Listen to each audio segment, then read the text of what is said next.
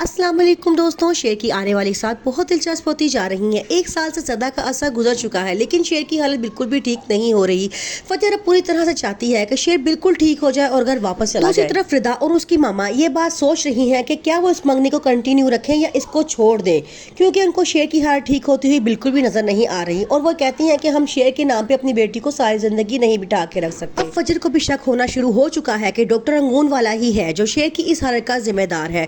वो उसे कहता है कि तुम इतनी चोटें खाने के बावजूद क्यों शेर के कमरे में जाती हो, तो हमें नहीं पता कि उसकी दिमागी हालत बिल्कुल भी ठीक नहीं है। आगे से फजर कहती है कि मुझे लगता है कि उसकी दिमागी हालत ऐसी नहीं थी, इसको जानबूझ के ऐसा बनाया जा रहा है। फजर अब एक बड़ा फैसला लेती है। वो कहती है कि मुझे शेर के टेस्ट करवाने चाहिए कि कौन सी दवाइयात इसको खिलाई जा रही हैं। डॉक्टर रंगून वाला ये सुनकर बड़ा परेशान हो जाता है, क्योंकि उसका केस सारा खुल के सामने आने वाला है। वो फजर को साफ मना करता है कि टेस्ट कराने की कोई जरूरत नहीं है, शेर की दिमागी हालत बिल्कुल भी ठीक नहीं है और इसका कोई फायदा भी नहीं है। लेकिन फजर अब बहुत बड़ा रिस्क लेगी और चुप करके शेर के टेस्ट करवा लेगी। पहले तो शेर फजर गुस्से में आके फजर को गिलास मार देता है, लेकिन बाद में उसे एहसास होता है कि उसने गलत किया है।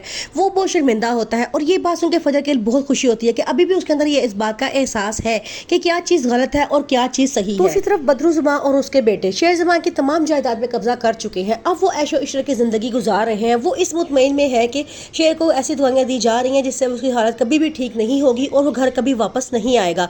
उसकी तमाम जायदाद पे हम समसाई ज़िंदगी ऐश करेंगे। आजकल पैसे और दौलत से हर चीज़ खरीदी जा सकती है, लेकिन फजर नहीं खरीदी जा सकती। फजर एक ऐसी लड़की है जिसने इस बात का पुख्ता आज़म कर लिया है कि उसने शेर को ठीक करके ही छोड़ना है, चाहे जो मर्जी हो जाए।